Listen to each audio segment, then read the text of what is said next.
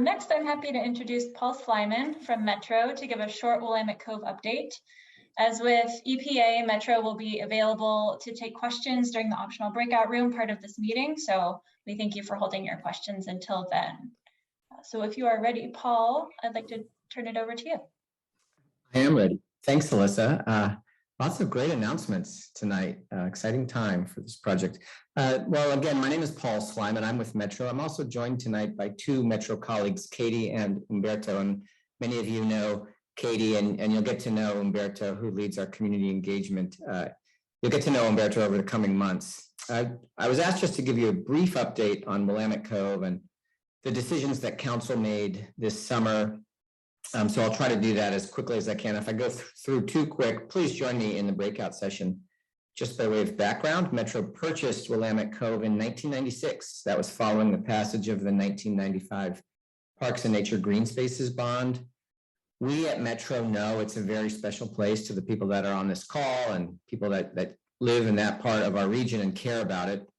We work in partnership on the upland portion of the site with the Port of Portland, many of which are on this call as well tonight. We also benefit from an engaged and informed community group like you folks. Your comments matter.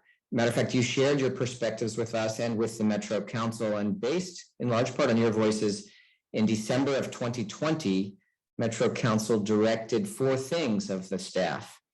1, make Willamette Cove eligible for Parks and Nature bond funds. 2, support a broad range of passive recreation consistent with the site's use as a natural area. 3, council wanted to discuss additional and voluntary actions that Metro could take in cleaning up the site.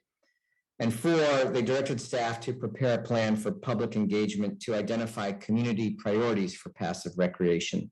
In this update, I'm just going to talk about item 3 because I know that's sort of the big news. DEQ issued the record of decision for the upland portion of the site in March of 2021. That record of decision determined as the selected remedy would remove soil hotspots from the site and then excavate moderately contaminated soil, and we would construct an on-site consolidation area to store that moderately contaminated soil. But in doing so, DEQ also authorized an alternative contingency remedy that allowed Metro to eliminate this consolidation area and move both the hotspot soil and the moderately contaminated soil to a permitted waste facility someplace outside of Portland Harbor. Our council directed us as staff to seek a third-party review of this alternative option, and we did that.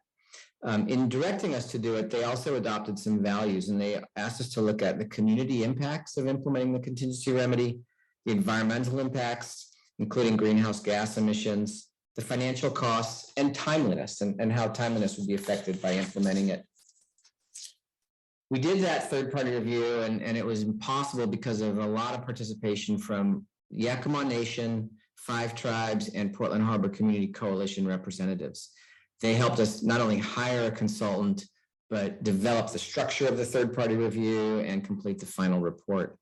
They were also invited to comment directly to our council when council received that report.